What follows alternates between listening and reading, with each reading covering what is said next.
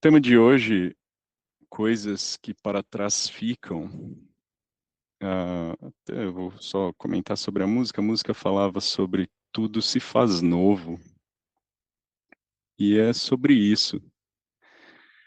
Todos nós temos um passado, independente, de como isso foi vivido, temos o nosso passado que a gente carrega, que nos fez o que somos hoje.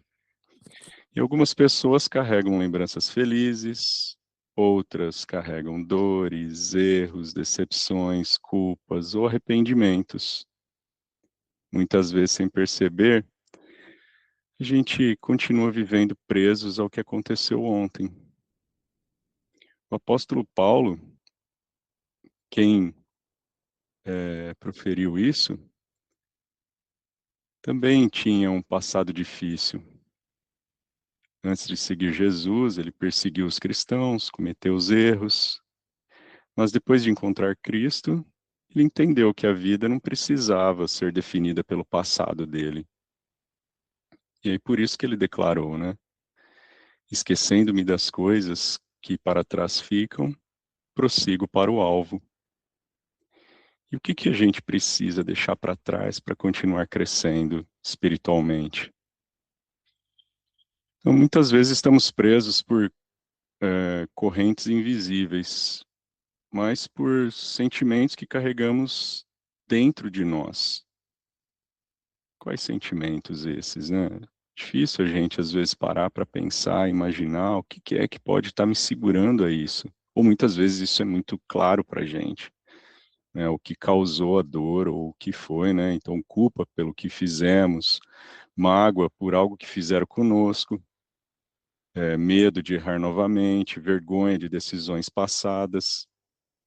Então, esses sentimentos podem impedir que a gente cresça e que possamos experimentar o que Deus tem para nós.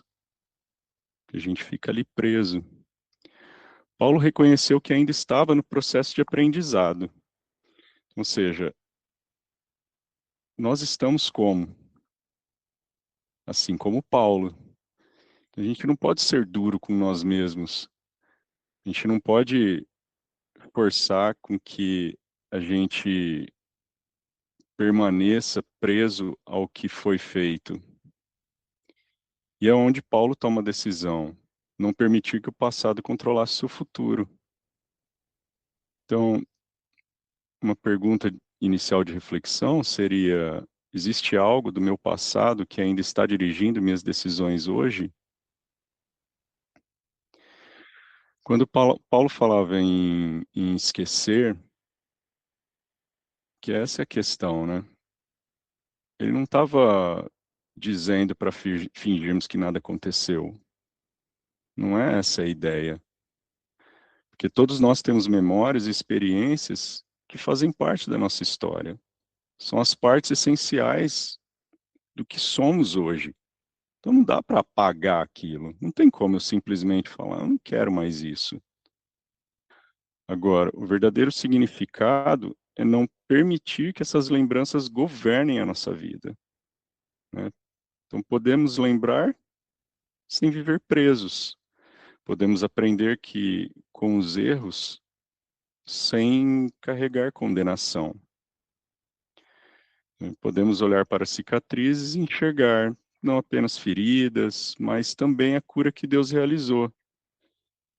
Sempre quando a gente está passando por dificuldades, ou passou por problemas, ou por mágoas, ou decisões erradas por nós mesmos, sempre a gente encontra uma solução no futuro.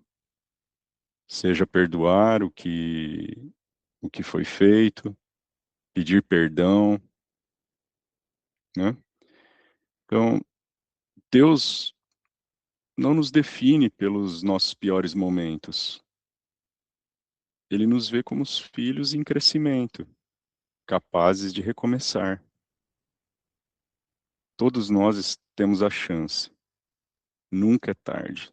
Quem nunca ouviu isso? Nunca é tarde para recomeçar. Então, comparando a vida cristã a uma corrida, imagina um corredor de maratona se ele ficasse olhando para trás, ficasse buscando algo para trás. Ele não ia conseguir correr na velocidade necessária e ainda poderia ter o risco de cair. E a nossa vida é assim. Para a vida espiritual, a nossa própria vida, né? Ela depende que a gente siga em frente. Então, quando a gente olha somente para o que passou, a gente perde a direção, perde o propósito, é onde pode vir até uma depressão. Então, a gente tem que se cuidar, olhando para frente. E aí é onde Paulo diz: prossigo para o alvo. E qual é esse alvo? Não é sucesso, não é reconhecimento, muito menos conquistas materiais. Nosso alvo é Jesus. É nele que a gente tem que focar. Não é mesmo? Jesus está ali, deu todos os exemplos e disse que o jugo dele é suave. Então, para que eu vou me preocupar com o que passou? O que passou, passou. Agora é momento de renovação, de fazer novo. Então, é conhecê-lo melhor, seguir seus ensinamentos e não tentar, né? Tentar, porque nos tornarmos pessoas semelhantes a ele ainda leva tempo. Mas a gente está aí para chegar lá.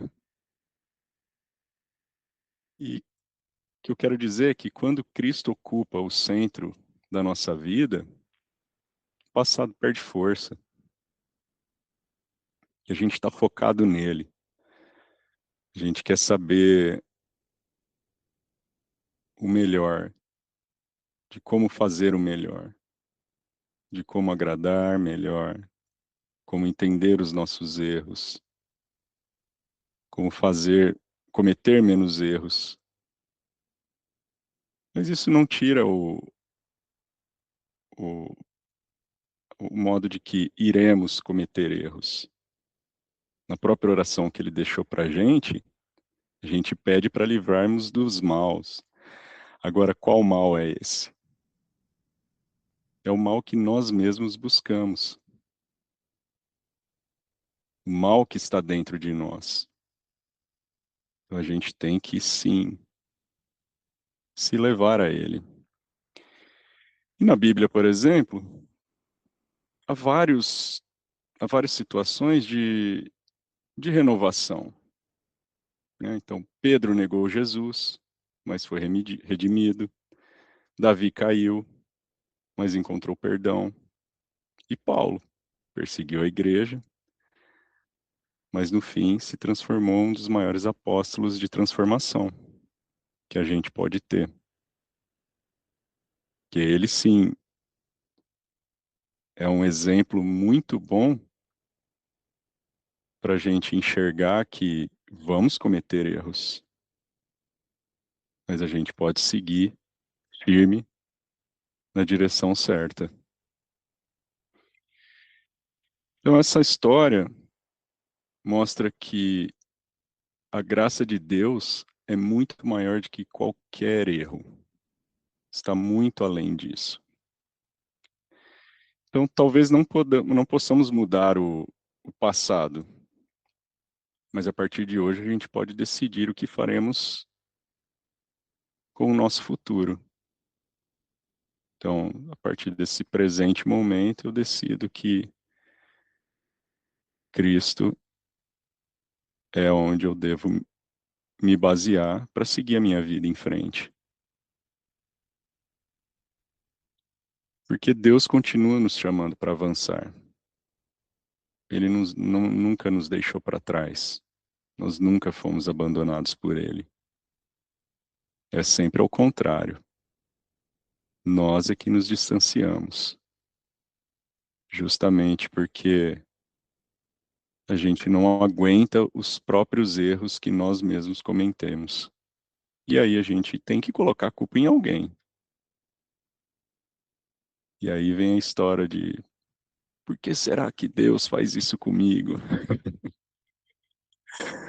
Poxa, Deus está te dando toda oportunidade para seguir, inclusive o seu livre-arbítrio, para você errar, para nós errarmos, para eu errar.